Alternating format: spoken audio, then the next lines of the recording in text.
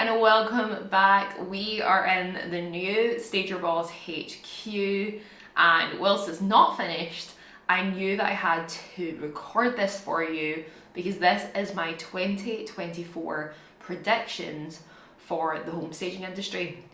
And the reason that I wanted to really share these is just from my insights from running my own business, obviously coaching many of the home staging companies that you see today, and then also just friends in the industry, what I'm hearing, what I'm seeing, and what I'm feeling. So this is really going to go over how to stand out in 2024. Because let's just back up a little bit and think about where we are as an industry at the moment, as the home staging industry in 2024. So I would say that we're probably at the most advanced we've ever been. Of course, as the years progress, that's naturally going to happen. But on top of that, I wouldn't want to give you the fear that at all we're too far ahead to get into this game.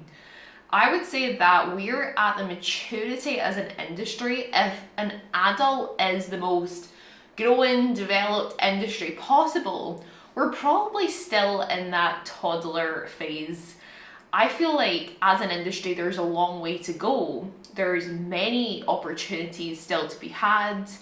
And I would say that if you were to get in now, you would still be considered one of the early adopters in the industry. So whilst that is very exciting, it brings massive opportunity, but it also doesn't mean that there's no one else in the industry. You're likely going to come up against competition when quoting for stages, or perhaps not. But regardless, there's pros and cons to both. There's pros to have competition, and there's pros to not having competition. But this report that I put together is really going to help you on your journey, and it's going to help you see how can I stand out in 2024? How can I really pierce through that noise so that when someone thinks of, I need a home staging company, I am the first person on their mind.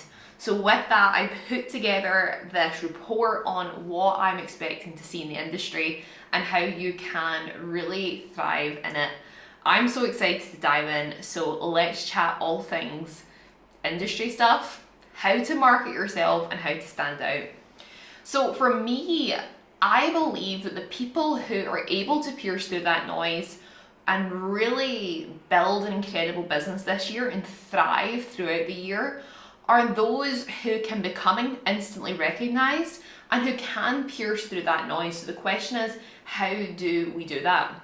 Now, my overarching theme for the year, I've decided is going to be distinctly personal in every sense. And I've broken that down into 5 categories to go deeper with you on of here's how I think you can do that across your marketing, across sales, and then also through the actual service of your business, how you fulfill that sale. Now, the first one I broke this into is I believe there's going to be there's going to need to be a massive focus on personal brand. And within that, really focusing and putting the owner, you, the founder, in the brand. Now, the reason that I feel this way is that I'm seeing many home staging companies open, and it's becoming a little bit more difficult to actually differentiate who is who. Some people may call themselves home staging London, someone else may call themselves home staging another city or place. So how do you ensure that someone, when they hear your brand name, knows it's you, and that your inquiries don't actually accidentally end up in someone else's inbox? That's 100% not what we want. And that's what I think we should start to see in 2024 is personal names coming into it. Now, I've spoke about for years building a personal brand. It's personally how I grew my home staging business to 7 figures is through my personal name. I was tagged as Liv Conlon much more often than I was ever tagged as the Property Stagers, and I truly believe that's one of the secrets to my success, because that is your biggest asset in 2024 is you. It's your personality, it's your unique identity. Anyone can come and choose a business name similar, but they can't choose a name, a personal name, a world, a life, the way that you can portray yours. So actually adding yourself into that personal brand and positioning yourself as the expert in the space, I believe is going to be the differentiator for this year. So rather than sitting behind a business name, a logo, I personally believe that you're going to have to build an expert-led profile. Now, you can use your name or you can jazz it up using something like STAGERBOSS, for example. And just a little disclaimer, I've trademarked it, so you'll need to choose something else. But using sort of like an identity, right? STAGERBOSS is an identity that someone can buy into. Whilst yes, I'm Liv Conlon and you can totally use your name and I recommend it, you can also build that identity too.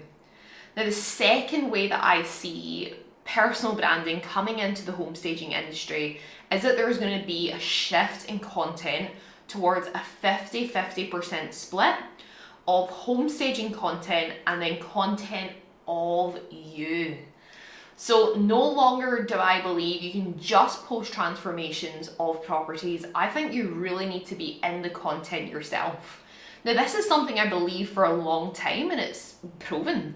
Whenever I post any content and there's a human being in it, especially myself, if it's a company piece of social media or a video, it performs higher than one that is purely interiors. So adding that face to your brand and throughout your content is really going to drive interest to work with you. And clients are no longer just seeking a service, they're looking for a personal touch. They're looking to really know about why you started this, not just what you do, but why you do it. That is what will differentiate them choosing another company to yours. And it's not good enough just to be behind the scenes as only you. In your public facing content and social media profiles, you must have a focus on that you're the business. There's nothing I hate more than when I log into a profile and I'm checking them out and I don't know the founder's name and I don't see any faces. I immediately log back out. It's a faceless account. It's not interesting to me. It's why Richard Branson has millions of followers, tens of millions more than what Virgin does. It's why Russell Brunson has millions of followers when ClickFunnels has hundreds of thousands, for example. It's people connect with people. So putting yourself in the personal brand putting yourself in your brand is going to be absolutely key. Now, the second thing that I see, and I think we're going to see in marketing, is that real content is going to be favored over curated feeds. I personally believe we're past the point of Pinterest looking perfect aesthetic feeds on Instagram and Facebook. People want to see the real life stuff. So my first prediction is that seeing the work in progress content like time lapses and actually seeing you do the job that you provide is going to perform so much better.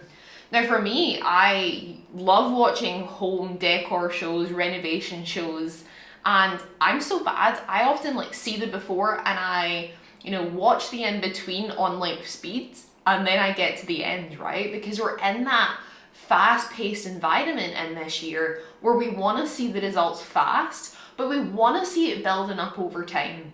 And so doing something like a time lapse is incredibly powerful because someone gets to see that whole transformation, see what you truly do, but in a very condensed space of time.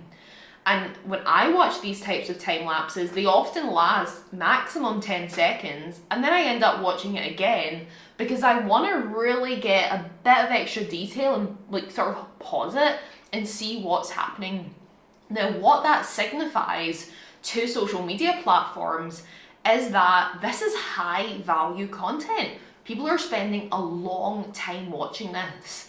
And so what that does with the algorithm, it says, people love this content, let's put it out to more people. So more people see what you're doing, and that grows your business. The more eyeballs, the more chance of leads. So I'm really expecting to see a lot of that work in progress content, and it's certainly what we're transitioning into as a staging company. Now, my second prediction with real content over curated feeds is saying goodbye to Canva. Those created images that are very, curated, lots of text, and saying hello to face to cam videos. I'm doing a face to cam right now, but we may see this in real content and Instagram stories, unfiltered, with a quick deliverable, meaning that they're going to get a quick win by watching, they're going to get a quick piece of information. And also, let's put subtitles on that. Did you realize more people watch videos on social media without volume than they do with volume? And so if you are putting out video content and you don't have the captions on there, number one, will anyone understand you if you're Scottish? It's so funny whenever I caption any sort of video, put it into one of the apps, it just comes out with the funniest stuff that I did not say. But the Scottish accent, what can I say? But on that, you want to put on subtitles so that if someone is watching without sound, think about it. If you're on the go, if you're in a room of people and you're waiting for an appointment, like for the doctors, you're not going to be listening to videos on sound if you don't have earphones in. And so it's the same when you're putting that content out to your audience. Don't put it out without captions. And then on top of that, talking about the quick deliverable, the quick deliverable really needs to be short, sharp, to the point. This means goodbye to all the, hey guys, just jumping on for a few moments. Oh, hey, know that you've not seen me here in so long. Oh, good morning, everyone. How's your day been? People click off that stuff fast. I don't want to know why you've not been here for the last few days or the last few weeks. Most people won't even know. So kill all of that filler content, all of that filler talk. And look, we all do it, it's natural. However, just get straight to the point with what you are trying to really portray. And when you do that type of thing, you seem like you're apologizing for being on someone's feet. And I don't want to buy from someone who's apologizing for being there. So yes, you're going to have to be bad at this to become good. So of course you might jump on and say some of those things, but try and train yourself out of that. And then I've written in my report here, on this note, I guarantee that 95% of the industry will refuse to put their face on camera. So if you do, you'll be that top 5% company. So keep that in mind, guys. That's a little nugget. Okay, so that really encapsulated personal brand realness. That was very much content and marketing based. But how about, what is the offline marketing, what it'll look like in 2024? How can you get clients? It's not solely an online strategy, but a little bit different. And this is gonna be an interesting one because I'm personally excited for this in 2024, and it's something my company have actually been implementing for a while now, but I'm thinking that I'm going to see more, especially if our students take on some of these strategies. So guys, the first thing that I'm going to say with this is that the title of this is personalized reach outs over blanketed marketing. So this means being high touch, reach outs to individual people rather than an email blast, right? And so my first point on this is prioritizing personal reach outs over blanket messaging and email drops. In the age of an information overload, how many emails do you get a day? And how many of those do you just skim past or delete? Especially if it's not really personalized to you and you can tell this has been copy and pasted to 100 other versions of you. That does not make us feel special, and I do believe in 2024 we need to make our audience feel special. And so I think we'll see, or if you want to be successful, personalized reach outs that are not just sell, sell, sell, they're value add with a hope of one day selling. You need to show up to serve that person across from you, not to serve yourself. And immediately reaching out to a cold prospect with an attempt at selling does not serve them in any way. So the way I see these personalized reach outs is mainly through voice messages.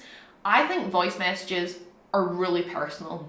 When someone I don't know sends me a voice message, I can't help but listen. It's like, because when you see a message pop up, you already know what they've said. Like, you can go, I'll just ignore that one.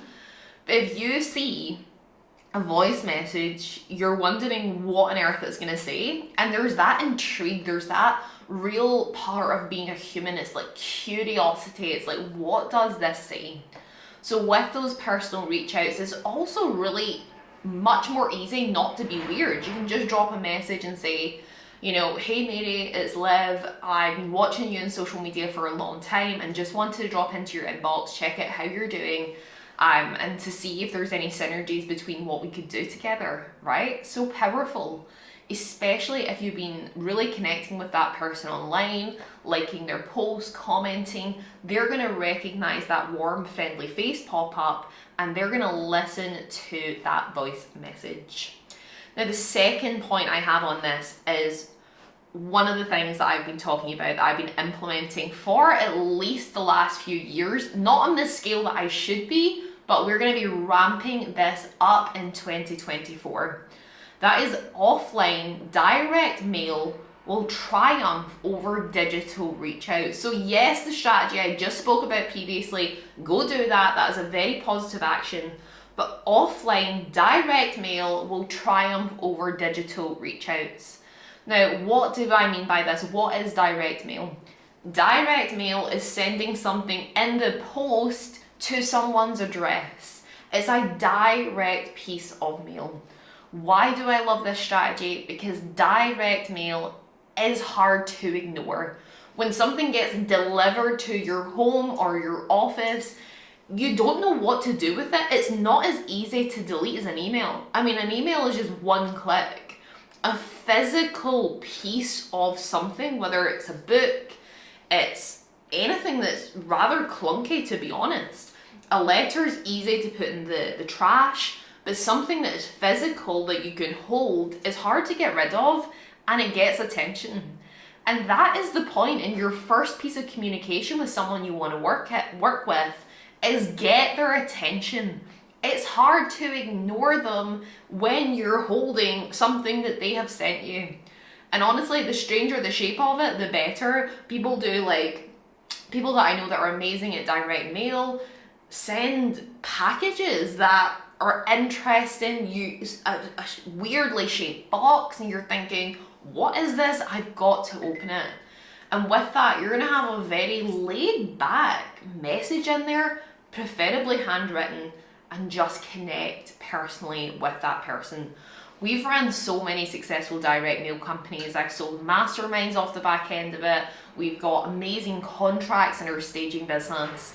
It's an incredible way to market, and I see us transitioning much more into that realm of marketing. Now, what's next? My next prediction for 2024 to be successful is more of a customer service based principle. And that is fast-paced, human-centric customer service. I'll say it again. Fast-paced, human-centric customer service. What do I mean by this? Well, let me go through my points. My first point is to win over the competition, to stand out, to pierce through that noise. You want to respond almost immediately, around the clock. That will be your greatest asset. Now, do I mean that you should be responding to clients at 2 a.m? No. But if they're inquiring at that time. But if they're inquiring at 9 a.m, trying to get back to them as fast as possible. In 2023, we won a lot of business just through the speed of our responses. People were incredibly impressed that we were getting quotes to them within the day. Most other companies weren't replying to them at all, or weren't sending them a quote for weeks. Now, if you're in a bind, if this is an urgent need to buy, who are you going to buy from? But also, who looks the most professional in that setting? I really believe in she who responds first will win. So are you going to respond first, or are you going to take weeks to get back to someone? And this really goes to the integrity of your brand as well. There's nothing worse that I hate than when you ask a quote for something. Like recently I've been trying to book a stage for our next in-person event, which is going to be awesome. And people have said, yeah, I'll send you a quote today or tomorrow. A week later, I don't have that quote. I do not trust that brand. That brand is not an integrity to me, which is a brand that I don't want to work with. So stick to what you say, but try and give as fast a response as possible. People in the modern age expect a response from a company within 4 hours. So keep that in mind. And then on top of that, what I also see with your human-centric customer service is going a little bit off book and curating packages for each client. Now, I'm a big believer and I teach to create standard packages of what you offer. But sometimes you need to do something a little bit more bespoke. So still have your packages, your standard packages of what you do, but you might need to become a little bit more creative with this. Do you give them a longer rental period? Do you sort of change up the package a little bit, offer a little bit extra? And I believe that we're going to see that being crucial because the real estate landscape is a little bit unknown right now, and properties are tending to take a little bit longer to sell whilst I record this video. So it's going to be important to just show your client that you're making a little bit of effort there too. You're meeting them halfway, and that every deal is a win-win situation. So fast-paced, human-centric customer service is key to your growth. And then finally, my final point, my final prediction of how you can stand out this year is creating a standout service. And that means this is every year, but this year especially. And is getting creative in your offer to offer more than just staging. Now, I'm the biggest believer in staging, perhaps on the planet, so I know it's more than just staging. But to avoid blending into a sea of other people, we have to get more creative in our offer, right? So you may want to offer some additional complimentary services that would give you that upper hand. I think we're going to start seeing things like free spruce ups, which is going in to spruce up the property after a certain time period, longer rental periods, or home staging companies starting to offer open house services or cleaning services. Now, I'm a big believer to stick in your one lane. Cleaning services, that's a little bit out the realm of a staging business. You may want to do a partnership, however you want to work it, but you're going to have to get more creative this year. So guys, I've got an amazing feeling for 2024. I think this is a completely new era. I think we're entering into a very exciting year. We've just hit some of the biggest months we've ever hit at STAGERBOSS, our biggest month yet, and the year has only just begun. And I cannot wait to see your success. And I would love to hear from you in the comments. What predictions do you have for 2024? Or what resonated with you in this video? Let me know in the comments. I check them all, I read them all, so please let me know. I will see you on the next video. Don't forget to hit subscribe, and we'll see you all soon.